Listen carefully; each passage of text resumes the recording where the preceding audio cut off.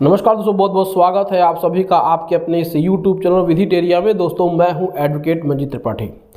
दोस्तों आज के इस वीडियो में हम आपको सेटलमेंट करने के 3 ऐसी टिप्स बताएंगे जिससे कि आपके लोन के सेटलमेंट में किसी प्रकार की कोई भी दिक्कत नहीं होगी और साथ ही साथ आपका लोन आसानी से सेटल हो जाएगा और इसमें आपको कोई भी मुश्किल नहीं आएगी। दोस्तों देखिए, लोन सेटलमेंट हर व्यक्ति करना चाहता है। जो भी व्यक्ति लोन लिया हुआ है और उनके पास अभी पैसा नहीं है, लेकिन वह अपना पूरा पैसा अभी पेमेंट नहीं कर पाएंगे, इसीलिए वो चाहते हैं कि उनका जो लोन है वह सेटल हो जाए। लेकिन सेटलमेंट के लिए आपको बैंक से कैसे बात करें, किस तरीके से बात करें, ये नहीं पता है। क्योंकि आपने देखा होगा कि जब भी आप बैंक से सेटलमेंट की बात करते हैं तो बैंक आपको सेटलमेंट करने से मना कर देता है, चाहे आपका सिक्योर्ड लोन हो चाहे वो अनसिक्योर्ड लोन हो। आज के इस वीडियो में हम आपको एक ऐसी चीज़ बताएंगे, 3 ऐसे टिप्स बताएंगे। अगर आपने इन 3 टिप्स का सही तरीके से फॉलो कर लिया, यानी कि इन 3 टिप्स को अपना लिया अपने सेटलमेंट में, तो यकीन मानिए आपका सेटलमेंट 100% हो जाएगा और इसमें आपका पैसा भी बचेगा और आपका सेटलमेंट जेन्युइन तरीके से होगा। लोग सेटलमेंट के नाम पर सेटलमेंट एजेंसियों के पास चले जाते हैं, जहां पे सेटलमेंट एजेंसियां उनसे पैसा भी ले लेती हैं और उनको बेवकूफ़ भी बना देती हैं और उनको ठग भी लेती हैं। क्योंकि जैसे ही आप देखते हैं कि यूट्यूब पे हो या फिर फेसबुक पे हो या फिर इंस्टाग्राम पे हो, बहुत सारे ऐसे भ्रामक वीडियोज़ आते रहते हैं बॉलीवुड स्टार्स के, बहुत से ऐसे हस्तियों के, जो कि उन सेटलमेंट एजेंसियों का वो प्रचार करते हैं, ऐड करते हैं। लेकिन वास्तविकता कुछ और होती है। वो दावा करते हैं 50% लोन सेटलमेंट कराने का। तो आज की इस वीडियो में हम आपको जो 3 टिप्स बताएंगे, वो 3 टिप्स आपके लिए एक प्रकार से रामबाण होगा, एक प्रकार से मील का पत्थर साबित होगा। दोस्तों हमने बहुत सारे लोगों को वो टिप्स बताए हैं और ऐसे टिप्स से उन्होंने अपना लोन बहुत ही आसानी से और सही तरीके से, जेन्युइन तरीके से उन्होंने सेटलमेंट करा लिया है। आपको ये जानना ज़रूरी है कि आपका सेटलमेंट कब होता है। देखिए, अगर आपका अकाउंट एनपीए हो गया है और इसमें आपका अकाउंट एनपीए हुए 3 महीना हो गया है और आपका जो लोन है वो अनसिक्योर्ड है, तो इसमें जब तक एनपीए हुए 6 महीने नहीं होते हैं तब तक आपका लोन सेटलमेंट नहीं होता है।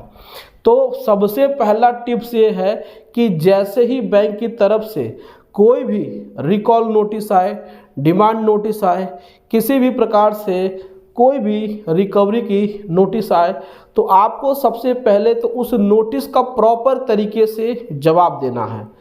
अब इस नोटिस का जो रिप्लाई आप देंगे वो कैसे देंगे? देखिए, उस नोटिस में जो भी लिखा हुआ है उसको आप रिप्लाई देंगे। पहला तो आप एक अच्छे तरीके से रिप्लाई बना सकते हैं, उसमें किसी प्रकार की कोई दिक्कत नहीं होनी चाहिए। अगर आपको रिप्लाई बनाने नहीं आता है, रिप्लाई देने नहीं आता है, तो आप हमसे कांटेक्ट कर सकते हैं, हम आपकी रिप्लाई भी बना के दे सकते हैं। तो जब आपका रिप्लाई बन जाएगा तो आपको अब यहाँ से आपका प्रोसेस स्टार्ट होता है। आप सबसे पहले रीजनल ऑफिस को भेजेंगे पोस्ट से, यानी कि स्पीड पोस्ट से रीजनल ऑफिस में रीजनल मैनेजर को भेजेंगे। आपने रीजनल मैनेजर को स्पीड पोस्ट से भेज दिया। दूसरा ये है कि आप रीजनल मैनेजर के ईमेल आईडी प्लस आपके जो लोकल ब्रांच के मैनेजर हैं उनके ईमेल आईडी को एक साथ मेल करना है अपना लोन रिक्वेस्ट लेटर। और तीसरा जो सबसे इम्पोर्टेंट है, आप ब्रांच में जा करके बैंक मैनेजर को हाथों हाथ दे सकते हैं। तो इस प्रकार से जो पहला स्टेप या पहला टिप्स है वो ये है कि उस नोटिस का रिप्लाई सही तरीके से, सही वे में, यानी कि इन गुड वे में आपको देना है, सही तरीके से लिख करके देना है। तो इस टिप्स को आप फॉलो करिए। बहुत सारे लोग क्या करते हैं कि उस नोटिस का जवाब नहीं देते हैं, जिससे कि कम्युनिकेशन गैप हो जाता है, जिससे कि बीच में जो वार्तालाप होता है वो टूट जाता है, विश्वसनीयता कम हो जाती है, बैंक आप पे भरोसा करना बंद कर देता है। बैंक कहता है कि आप तो नोटिस का भी जवाब नहीं देते हैं। तो बैंक की नोटिस का जवाब सही तरीके से आपको देना है। पहला टिप्स है। दूसरा टिप्स ये है कि आपको बैंक के रीजनल ऑफिस में जा कर के सेटलमेंट की बात करनी है। दूसरा जो टिप्स है समझ के चलिए, ये दूसरा इम्पॉर्टेंट टिप्स है। आप लोग क्या करते हैं, रिकवरी एजेंट के चक्कर लगाने लगते हैं। रिकवरी एजेंट आपके घर पे आता है तो आप उनसे अपनी सेटिंग्स करने लगते हैं। रिकवरी एजेंट घर पे ना आए, आप उनको पैसा देने लगते हैं। आप बैंक के मैनेजर को जाकर के रिक्वेस्ट करते हैं। अगर बैंक का मैनेजर कहता है कि आप लोन रिकवरी से बात करिए तो आप रिकवरी कलेक्शन मैनेजर से बात करने लगते हैं। कभी कभी बहुत सारे लोग तो क्या करते हैं कि बैंक के लीगल डिपार्टमेंट से यानी कि एडवोकेट से बात करने लगते हैं। तो ये सही तरीका नहीं है सेटलमेंट की रिक्वेस्ट का। आपको अगर रिक्वेस्ट करनी है तो आपको रीजनल मैनेजर के ऑफिस में बिना बैंक के लोकल ब्रांच मैनेजर को बताए, बिना रिकवरी एजेंट्स को बताए आपको वहाँ जाना है। क्यों नहीं बताना है इन लोग को? अगर आपने कहा कि हम जाएंगे रीजनल ऑफिस, हम वहीं बात कर लेंगे, हम आपसे बात नहीं करेंगे, तो ये लोग क्या कहेंगे, ये ऊपर फ़ोन करके ईमेल करके बता देंगे इस लोन आईडी नंबर का इतना बकाया है, अगर ये व्यक्ति आता है, कस्टमर आता है तो आप इनको भगा दीजिएगा, आप इनके साथ बात मत करिएगा, आप इनके साथ डील मत करिएगा। तो यहाँ पे आपके साथ फिर वही होगा जो कि लोकल ब्रांच मैनेजर कर रहा था। तो यहाँ पे आपको सीधे डायरेक्ट इन लोगों को बिना बताए, अब आप कहेंगे हमको रीजनल मैनेजर का पता कैसे मिलेगा?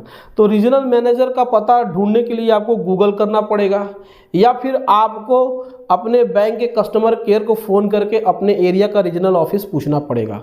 थोड़ी सी मेहनत आपको करनी पड़ेगी, तभी जा करके आपका काम बढ़ेगा। और तीसरा टिप्स सबसे महत्वपूर्ण, दो टिप्स तो ये है कि एक रिप्लाई आपको देना है और दूसरा रीजनल ऑफिस में जाके रिक्वेस्ट करना है। तीसरा टिप्स सबसे इम्पॉर्टेंट है, यहीं पे लोग सबसे ज़्यादा गलती करते हैं।